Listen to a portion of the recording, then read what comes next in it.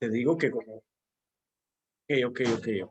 Hay muchos chubascos, profesor Sapi, muchas neblinas, Sí, por ¿no? ejemplo, hubo una inundación muy fuerte por Costa Rica, en la frontera por Costa Rica con Panamá. Impresionante. Y una cosa también casi nueva, últimamente Panamá quiere entrar al cinturón de los temblores, tembló anteayer. Es una cosa muy rara aquí en Panamá, temblor, y la gente lo celebra porque piensan que es algo, no sé, le entra en el complejo del primitivismo, que Dios se le está hablando. No como en México que cada rato, es muy diferente la visión. Es muy raro, de verdad que es rarísimo aquí que pase temblor. Pasó eso y bueno, analizando, yo creo que últimamente sí ha dado un poco en Panamá, 2, 3 veces al año, ya sin antes nada, pueden pasar, han pasado años, no pasa nada, ¿no? Y Quiere fíjate, decir que estamos acercando un poquito más a Dios. pues fíjate, profesor Sapi, nos hemos centrado mucho en nosotros mismos como sociedad. Hemos estado pensando en economía, en COVID, etcétera, y a veces nos hemos olvidado del planeta Tierra, ¿no? Hablando del punto de vista cosmológico. Entonces, lo que sí es verdad es que, bueno, no sabemos si es una llamada de Dios, hablando muy filosóficamente, pero lo que sí es certero es que las cosas en el mundo van cambiando, ¿no? Tienen a ir transformándose. Algunos le llaman cambio climático, otros le llaman la nueva, por ejemplo, ideología. Ya no se habla de un marxismo, perdón, de un darwinismo que es evolución, ahora se llama transformación, ¿no? Han Mm. cambiado el nombre. Entonces, en efecto, en aquellos lugares donde no había lluvia, ahora hay inundación. En aquellos lugares donde antes pues estaba tranquilo, ahora hay sismos, ¿no? Entonces yo creo que de vez en cuando hay que echarle un vistazo como lo hacía los presocráticos, tales de Mileto, Anaxímenes, eran filósofos griegos, pero curiosamente su forma de pensar no era hacia el hombre, sino hacia el mundo. Yo creo que hay que volver también ese tipo de filosofía y pensar, bueno, ¿dónde estoy? ¿No? Creo que acabas de decir algo importante, muy importante, que lo cual creo que me quedé mientras escuchaba pensando, eh, aquí hay dos doctores, a ver, doctor Cuna, un Cuna que considero, son pocos doctores, yo creo que ya he hablado a usted de él, doctor Ivan Guagua, es un Cuna que fue uno de los primeros doctores en educación didáctica, es un sacerdote muy admirable. Un día, y él ha sido la cabeza, el cerebro, de verdad, estamos hablando 80, 90, 2000, 2010, 2000, o sea, casi 40 años desde que él regresó de Italia, doctorado, y estoy casi convencido, ha influenciado impresionante en la educación occidental dentro de Cunayala. Él ha sido el cerebro de todo lo que hoy se habla en Panamá, proyecto de educación bilingüe intercultural. Ya es un señor, es un familiar mío, es un primo. Un día estuve hablando con él hace un par de meses. Él me decía lo que justamente lo que usted está diciendo, me dice, nuestra cultura cuna creo que, ¿por qué necesitamos leer los clásicos? ¿No? ¿Qué es? ¿Qué es lo clásico? Entonces me dice, ojalá nuestra cultura tuviera esa influencia de la cultura griega clásica en la juventud, pero de nuestro filósofo. Porque ya mira que esa influencia después de casi más de 2000 años es la base que sustenta la cultura occidental. Podemos estar desacuerdo, no desacuerdo, pero justamente estamos desacuerdo porque alguien lo dijo, estamos de acuerdo porque alguien, todas las después, lo que hoy conocemos, que han creado, que siguen creándose todo lo que es ismo, es a partir de los grandes pensadores griegos. Entonces me dice, nosotros tenemos, me dice, Dewar, tenemos que trabajar de rescatar nuestra historia, no en sentido que nos explique como una escuela, no, tiene que ser como arraigado. Algo tenemos que hacer para que nuestra juventud que hoy tengan esa admiración por los clásicos, ¿no? Ojalá alguien dijera, mira, ahora sabemos nombres porque se repiten, eso está bien. Y por último, nos dijo, eh, ahí fue que yo aprendí, nuestra visión del mundo no tanto es material, nuestra visión, nuestro mundo de vivir, nuestra visión de vivir es muy apegado a la naturaleza, por nuestra circunstancia, por nuestro origen, por lo que hemos vivido a nosotros y la parte de espiritualidad. No somos personas, ahí también conocí diferencial entre religión, religiosidad y la espiritualidad. Y somos una cultura demasiado espiritual. No quiere decir que nosotros, y él hablando un católico me dice, no, me dicen, Jesús es Jesús. Además, toda la corruptela de los famosos papas es historia allá. Pero nosotros aquí, mucha gente confunde nuestra religión, porque así lo enseñaron, con la religiosidad y con la espiritualidad, ¿no? Y Fíjate, eso muy bien lo que usted me hizo recordar, el conversatorio que tuve hace un par de meses con el doctor. interesante, profesor Sapi. Fíjate que yo en mi caso, yo soy católico, soy un filósofo creyente, pero lo que sí yo comprendo es que, por ejemplo, el Papa no es la iglesia, el Papa soy yo, el Papa somos todos, ¿no? Los católicos, ¿no? Entonces a veces se pierde de vista esa concepción. Lo que, lo que sí es certero, profesor Sapi, es que el mundo sensible, Oye, tú mal, tú mal. Perdón, maestro. oh, no, no, no te preocupes, Hay conéctate por una, ahí. hay que hacer, ¿cómo se dice? Interpretación inmediata a la... Estás haciendo como un ritual tecnológico, profesor Sapi. Sí, porque ahí Wandili va a entrar, entonces ahí se va a crear eh, ¿cómo se llama eso? Interferencias. Vale, listo, estamos listos. Ajá, gracias. Ya, ya Espérame, está. ya tienes tu Toma tu audífono. tiempo, profesor Sapi, toma tu tiempo.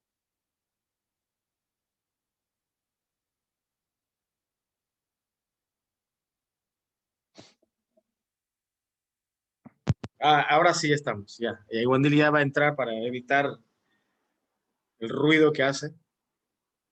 Sí, entonces, eh, yo fíjate que a mí me gusta mucho, por cierto, hoy, profesor Sapi, hoy es nuestro último día. Entonces será un poco heterodoxo la pedagogía del día de hoy, no ortodoxo, pero al menos yo creo que en esta síntesis que vamos a hacer, hemos comprendido que las ideas se construyen, ¿no? Hay una construcción también cultural de las ideas y uno de esos centros que resguarda las ideas es la institución educativa, ¿no? La institución educativa ahorita todavía sigue siendo, como en su momento lo fue el oráculo de Delfos en Grecia, hablando de los griegos, Mm. que estaba dirigido por el dios Apolo, ¿no? Los griegos eran politeístas. Por lo tanto, hoy vamos a hacer ya un resumen final, profesor Sapi, profesor Iguanili, muy buenos días, porque ya nos despedimos el día de hoy, pero al menos me dio mucho gusto haber compartido con ustedes eh, esta, esta temática. Me acuerdo una vez de propio Borges, que tiene por ahí una historia del inmortal, ¿no? Donde platicaban en el Olimpo, en este Hades, platicaban dos sujetos y estuvieron dialogando y luego uno y otro se fueron. Y uno en el camino se detuvo y dijo, no nos dijimos adiós. Entonces los inmortales, según Borges, no se dicen adiós porque en un momento se van a volver a encontrar. Pero nosotros, como somos sensibles, eso es muy aristotélico, recuerden bien que el mundo sensible está sujeto al cambio. El mundo sensible, ¿qué es? Las plantas, los animales, nosotros, estamos siempre sujetos al cambio. Ningún ser sensible tiene el concepto de permanecer mucho tiempo. Al igual esa permanencia también le pasa al mundo pedagógico, a la corriente educativa. ninguna corriente tiene tanta permanencia y todo va pasando. Entonces, la institución educativa también es un ente sensible y como tal respira, oye, vean de ese punto de vista como un organismo vivo, un ecosistema. Por lo tanto, eso es importante no perder de vista que hemos visto ya en nuestra materia, hoy nuestro último día de gestión educativa, que la parte administrativa ayuda precisamente para que una institución respire, pueda mantenerse adecuadamente. Por lo tanto, profesores, pues hoy es el último día y hoy me despido y les digo un adiós. Como soy un ente sensible y como soy ermitaño, ya no volveré a salir del búnker, pero la idea está ahí, ¿no? Que ustedes vayan organizando, vayan. Ustedes son muy importantes. El profesor Sapi pues, ya se está en el camino de la política, un hombre ya muy político. La profesora Iguanili, pues una directora, yo creo, responsable con las acciones y demás. Pero entonces, esa es la perspectiva, profesores. No hay que perder de vista esa circunstancia. Fíjense que aquí en México ya estamos regresando al semáforo naranja. Claro está que usted dirá, bueno, profesor, esos de semáforos es un poco sofista, ¿no? Como Ágoras, Orgias, Hipias, de que los semáforos se cambian radicalmente, pero aquí estamos retrocediendo. Hay más contagios. Entonces, ¿esto qué significa? Que este tema de la pandemia también va a permanecer más tiempo de lo que pensábamos. Recuerden bien que eh, uno quisiera que el bien se permanezca un poco más de tiempo. ¿Qué significa esto? Que las cosas buenas que hemos vivido o el momento que estamos viviendo de felicidad, quisiéramos que tuviera más permanencia y resulta que no es así, pasa rápido, ¿no? El mal también quisiéramos que no fuera tan permanente, pero resulta que es así, ¿no? Entonces, actualmente hay una corriente que se llama la ideología del género, ¿no? Eso lo trae, son mis archienemigos esos de la ideología de género. Yo como filósofo son mis enemigos más cercanos. Está Judith Butler, Beatriz Preciado, que ahorita ya se transformó, ahora es Paul Preciado, está Peter Singer. Entonces, ¿qué significa esto? Esta corriente dice que todo es conciencia, ¿no? La conciencia impone a la materia se adapta a la conciencia, pero esa es una verdadera equivocación. ¿Por qué?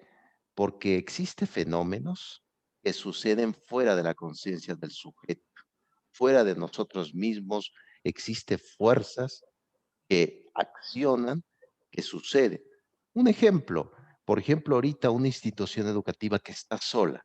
¿Qué está pasando con esa institución educativa? Se está llenando de polvo, se está llenando de hierba. No es que yo lo haya decidido, sino pasa. ¿Esto qué significa, profesores?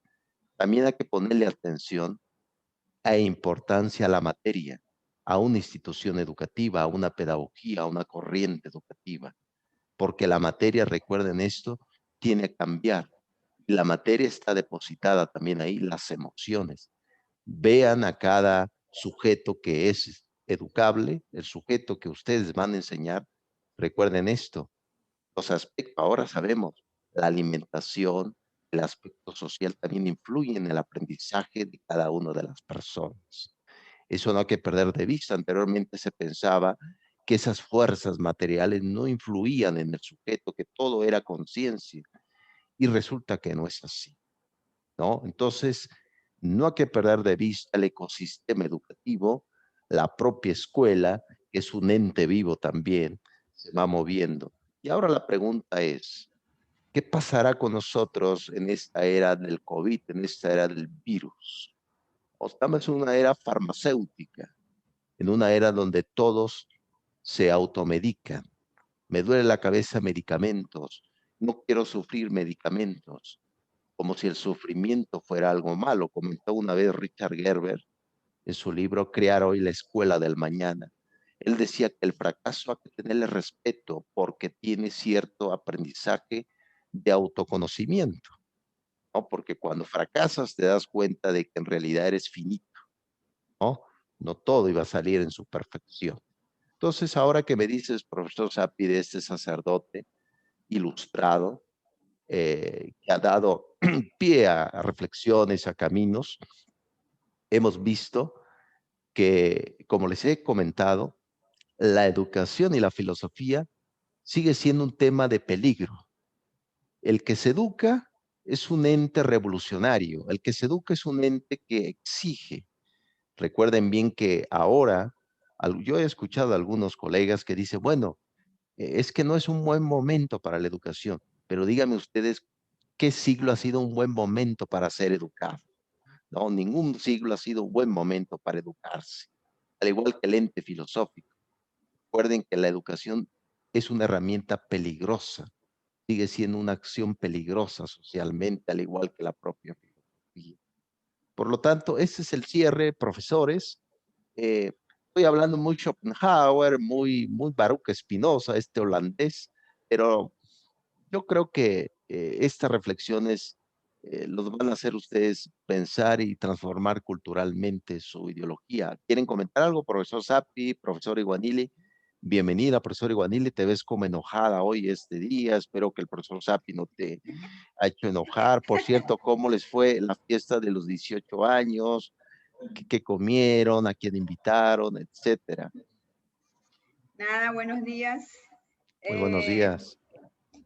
Bien, primero siempre extrañando ir a México, pero escuchándolo ahora con la situación que es muy difícil de viajar, sí, siempre se extraña a los amigos y ahora más creo que tenemos un maestro, un amigo, considero, el tiempo en que hemos estado aquí a través de esta pantalla, creo que hemos construido una amistad, ¿sí?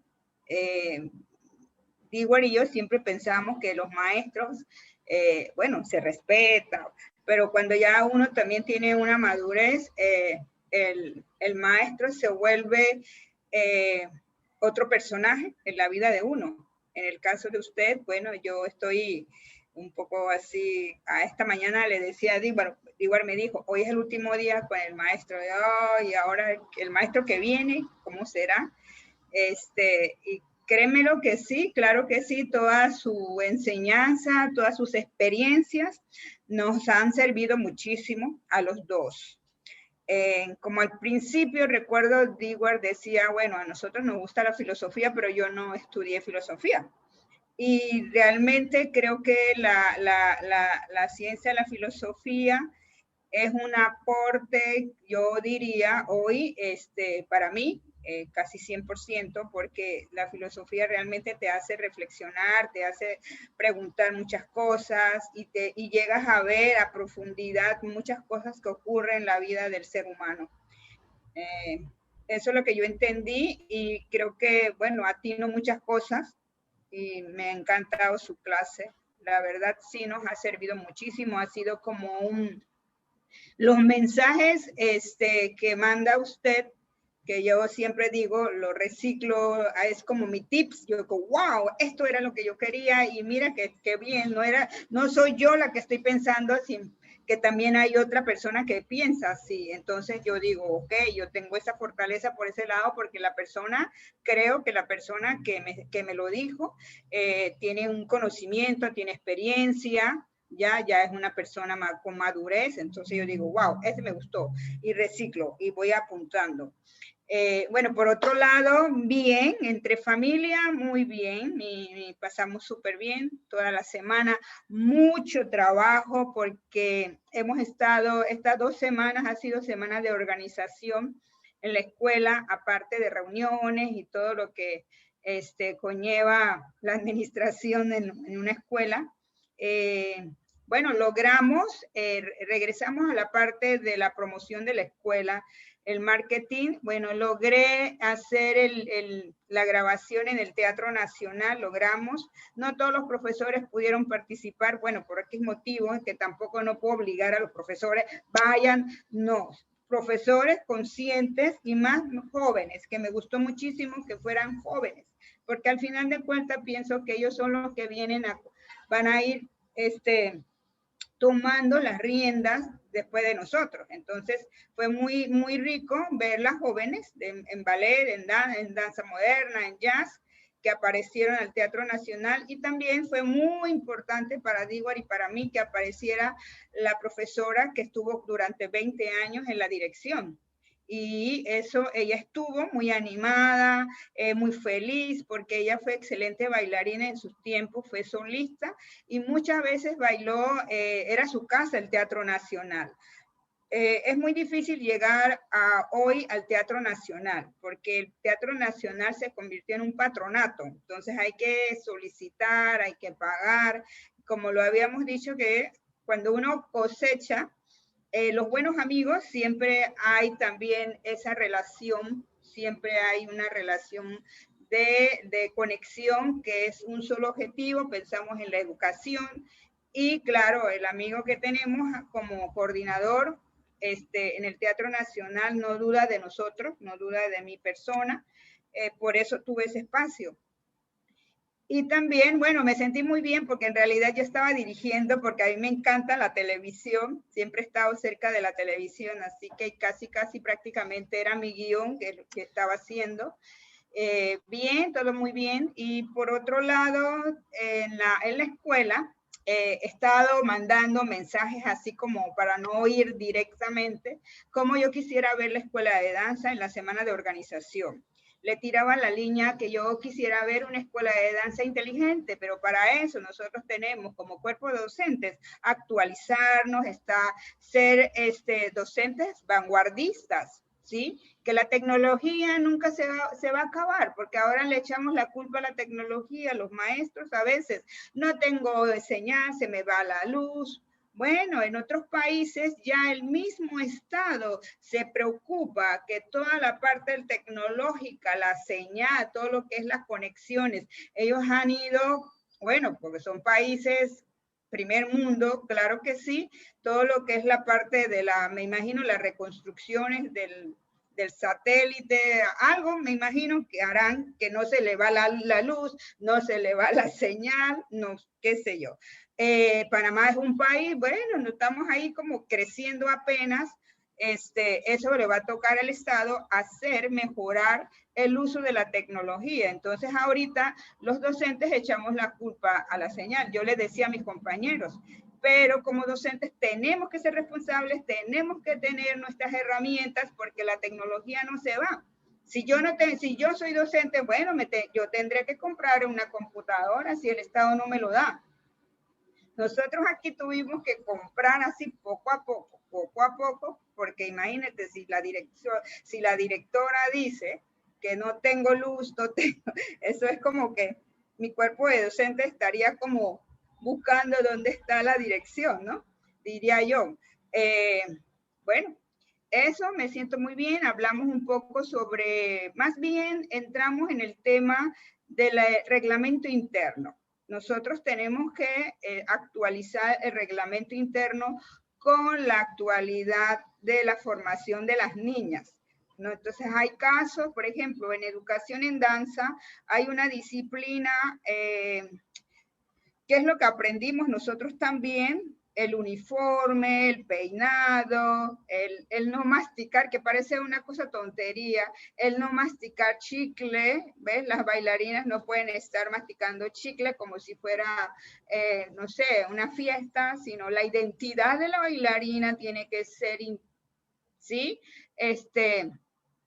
Tiene que ser como la disciplina que ofrece el ballet, más que nada el ballet clásico, que siempre ha sido como el ejemplo, y también el debate de danza contemporánea, que danza contemporánea o la danza moderna también exige su uniforme, también su peinado. Entonces son puntos claves que ayer estuvimos conversando en el reglamento interno de los deberes de los estudiantes y deberes de los padres de familia. Ahora nos tocará el tema más fuerte el lunes, que son los deberes de los docentes.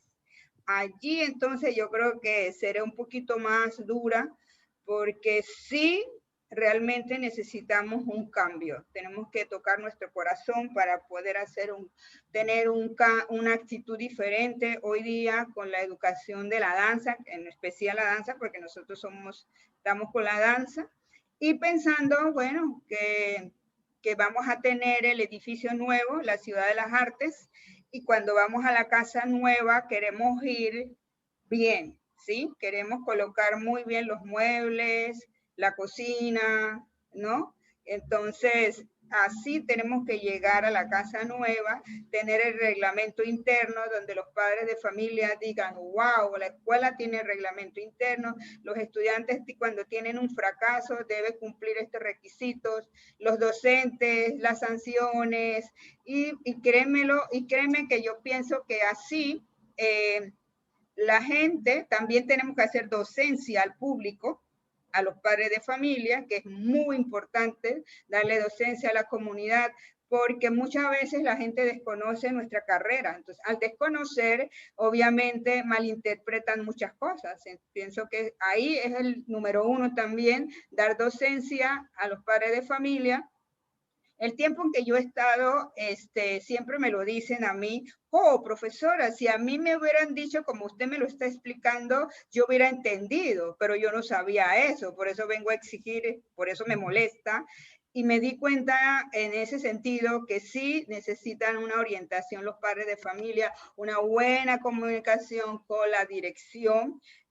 Obviamente, claro, es diferente porque anteriormente la dirección con los padres de familia un poco cerrado, considero que no, que la dirección al contrario tiene que tener su puerta abierta todo el tiempo para las dudas, para las sugerencias. Yo siempre he dicho a los padres de familia, acepto las sugerencias, ¿sí? Mi puerta siempre está abierta para dialogar, para ver de qué manera podemos ayudar a las niñas. Ahorita tenemos una situación, la situación es que las niñas no cumplen con otras asignaturas, solamente vienen con la asignatura de su especialidad, que es el ballet o danza moderna. Las niñas deben tomar el folclore panameño, deben aprender a bailar jazz, deben aprender tap, pero no van. Entonces, ¿cómo quedamos? O sea, no nos están respetando en nuestra profesión, sin embargo, nosotros somos tan buena gente, al final cuando se van a graduar empezamos a decir, ok, vamos a darle en el primer semestre que tome la clase 2 veces y le damos la nota. Entonces prácticamente como que regalamos la nota. Esa es mi opinión. Entonces yo creo que hay que hacer un poquito más, más duro en ese sentido. Bueno, no pasó, no pasó. Entonces, los padres de familia vienen a decir, bueno, profesora, ¿pero por qué? No, la materia es importante.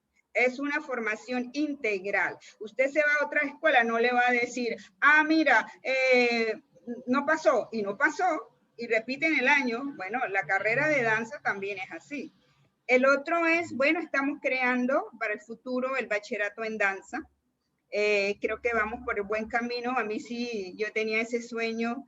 En Costa Rica vi un bachillerato en artes, donde había un bachillerato de danza, música, literatura. Y cuando el niño termina su bachiller, puede escoger, ya sabe qué quiere. Quiere estudiar danza, pintura, teatro, porque ya va orientado el niño. Entonces, ahorita con el traslado que estamos haciendo a Meduca, se abre ese camino. Y bueno, estoy trabajando en eso. Esta semana vamos a seguir trabajando. Ya tenemos las materias para bachillerato.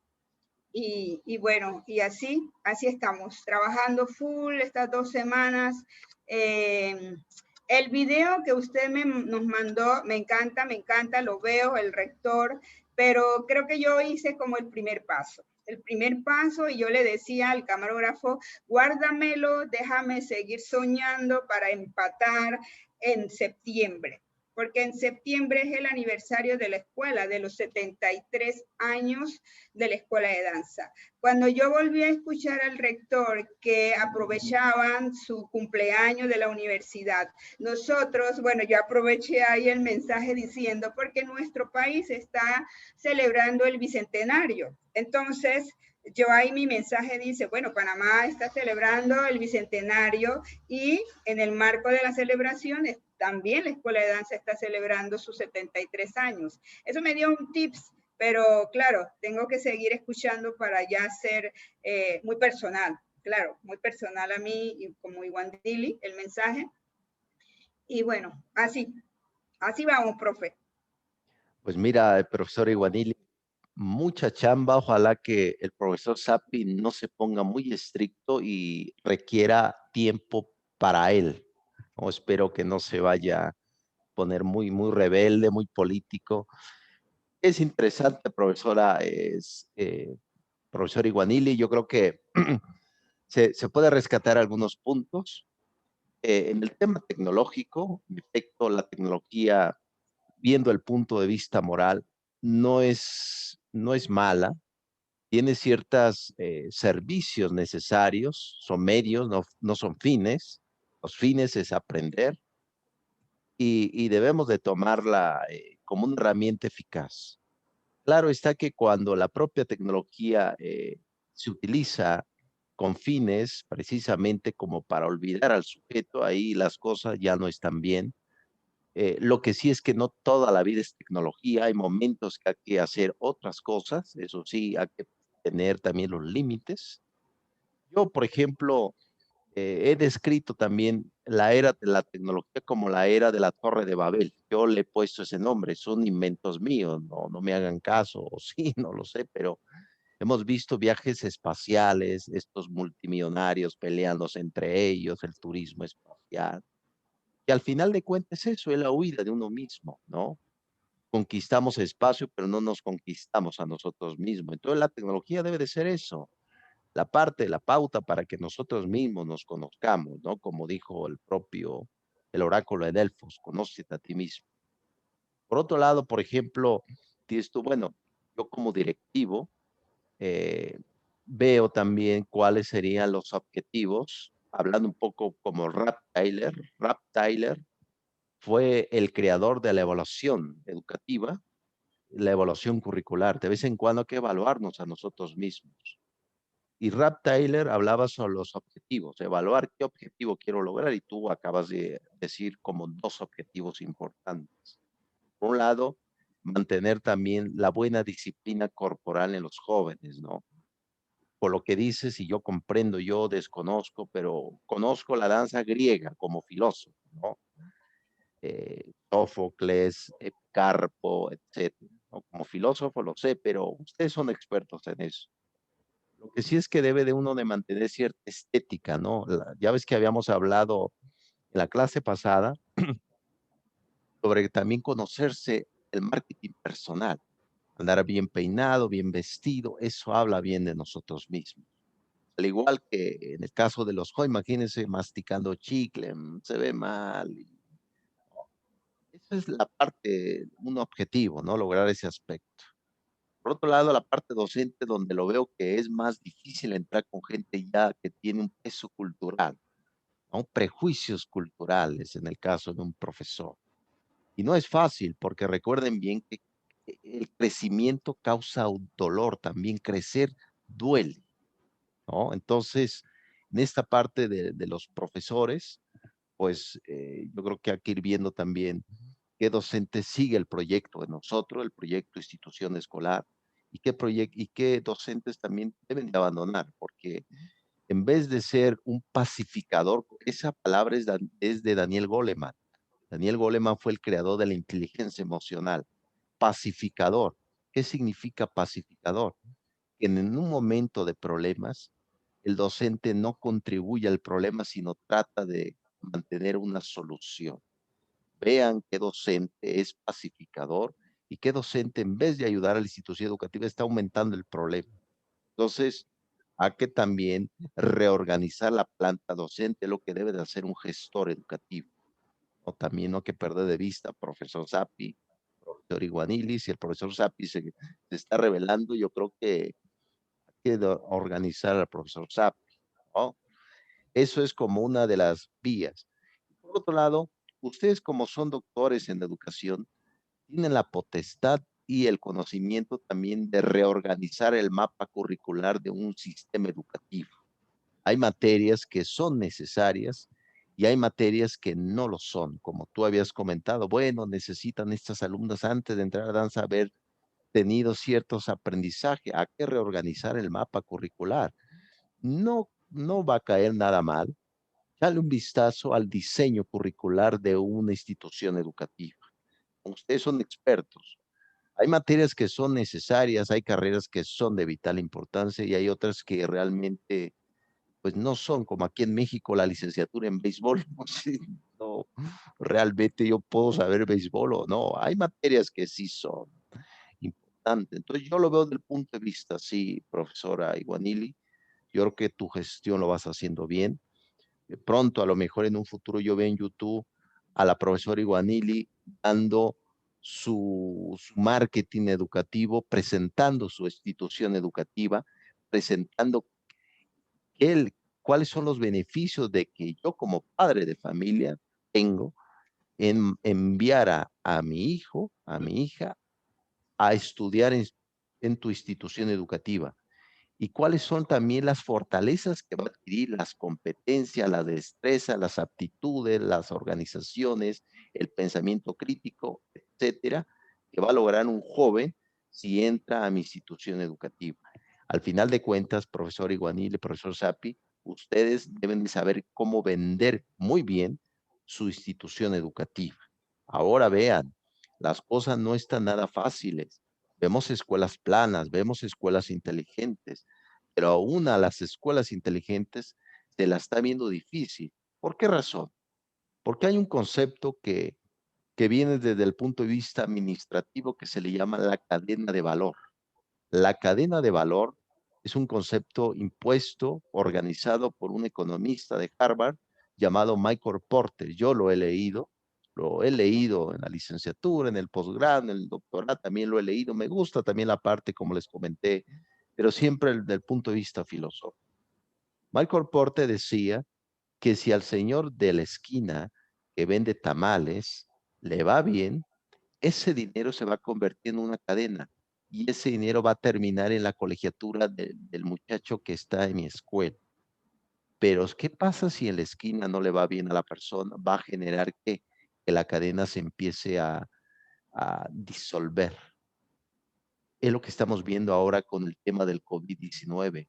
Muchos trabajos, muchos lugares donde se generaba empleo se están perdiendo. Observen su población estudiantil. Por ejemplo, yo en la otra universidad donde estoy, la población estudiantil, ¿dónde es? Son muchachos que estudian, que trabajan, perdón, en tiendas, en abarrotes, en mercados. Y si a ellos les va mal, también a mí me va a ir mal porque ya no tendré trabajo. Esa es la cadena de valor que decía Michael Porter. Ese es el gran riesgo que están viviendo las instituciones educativas, porque la matrícula va bajando y los docentes pues no pueden tener buenos trabajos. Son disyuntivas, en efecto, nada fáciles, pero eso entra dentro de la propia reflexión de la administración educativa. Cuiden su cadena de valor, no se les olvide, trabaja en ese punto. ¿Y cómo debemos de trabajar la cadena de valor? Apliquen el diagrama de pescado de Ishikawa, causa y efecto. Cuando vean que su matrícula está bajando, hagan un diagrama, hagan un esquema y vean, bueno, estas son las causas y estos son los efectos. Causa, baja matrícula. ¿Cuál sería un efecto a futuro? Esto. Vean, cuando uno detecta el problema con anticipación, te ayuda a organizar detalladamente. Cuando nos sorprende, y siempre nos va a sorprender un problema, a veces no sabemos cómo actuar correctamente. Entonces, abusados, vean su cadena de valor, analicen esa perspectiva. Profesor Iguanili, tú que eres directiva, claro, el profesor Sapi te apoya, ¿no? Te apoya con sus ideas revolucionarias, con sus ideas muy Che Guevara, muy Vargas Llosa, no lo sé, no lo sé. Yo nomás estoy estipulando nada más. Entonces, no hay que perder de vista esa connotación, profesores. También no hay que perder de vista también que lo poco que tenemos hay que también guardarlo, porque en estos tiempos no es un buen momento para gastar mucho, ¿no? hay que guardar lo poco que tenemos. No sabemos, ¿no? El mercado ahorita está fuerte. Por ejemplo, aquí en México, y la inflación, ya ves que en economía se le llama cuando se infla los productos y lo que tu dinero no alcanza para comprar el producto, se infla, inflación. Ahorita la inflación en México está difícil. Se está inyectando dólares por la bolsa de valores, pero ¿hasta cuándo? Pues la frontera en lo que es Ciudad Juárez está cerrada por obvias razones, por COVID. El país vecino no se quiere infectar otra vez porque vivimos en un mundo globalizado. Es que ya vacuné a toda mi población, sí, pero vienen desde afuera y otros se van, y entonces es una combinación planetaria. Entonces, tengan mucho cuidado, lo que tienen, guárdenlo, administrenlo adecuadamente, porque eso también nos ayuda a la materia de gestión. No solamente ver por la institución educativa, sino ver por ti mismo. Esa es la reflexión. Muy bien, profesor Iguanili. Profesor Sapi, te veo taciturno, te veo muy, no sé, muy Pensativo, platónico, muy platónico, pensativo. muy pensativo, profesor Sapi. No, no, como siempre pensamos, como dice Juan Dili, yo creo que es importante hacer así como un pequeño resumen para cerrar la primera parte. Pienso que definitivamente el doctorado nos ha inyectado, nos ha motivado de alguna manera ver porque lo que está ocurriendo con nosotros, y Juan Dili y yo, es como que estuviera pasando al instante, o sea, ahorita, es y ya. Entonces, y tampoco podemos, ya con experiencia, la edad, tampoco podemos atacar directamente a los compañeros, pues. Y el doctorado también nos ha permitido ver cosas que no sabíamos nombrarlo, no sabíamos detectar, pero ahora ya sé cuáles son las debilidades. Por ejemplo, hoy por hoy, creo que, así como usted poner como un ejemplo, que un compañero dijera que no hay tiempo, yo creo que es un lenguaje que debe cambiarse a actualidad, de decir, de ver nuestros momentos. Ahora me doy cuenta por qué razón hay gente que resiste a los cambios.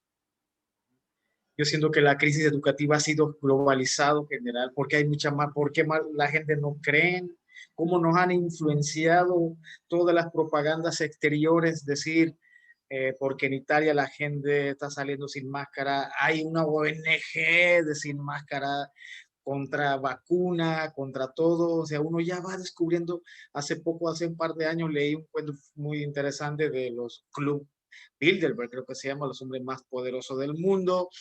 Entonces, creo yo, eh, estamos en la capacidad de poder hacer una criba intelectual, cultural de nosotros para poder escoger sí que no. Bueno, por ejemplo, un compañero que es, yo creo que ya le hemos comentado, él dice, estudiamos juntos en México, ahorita después de 20 años él no haga, yo creo que en 20 años él ha agarrado mínimo un libro, no ha terminado de leer, él es de la persona que cree que ya no debe estudiar.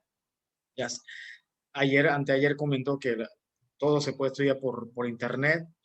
Ya, si eso hubiera sido hace 3, 4 años, yo hubiera sido bien grosero con él, lo hubiera mandado a limpiar Xochimilco, pero ya me aguanté.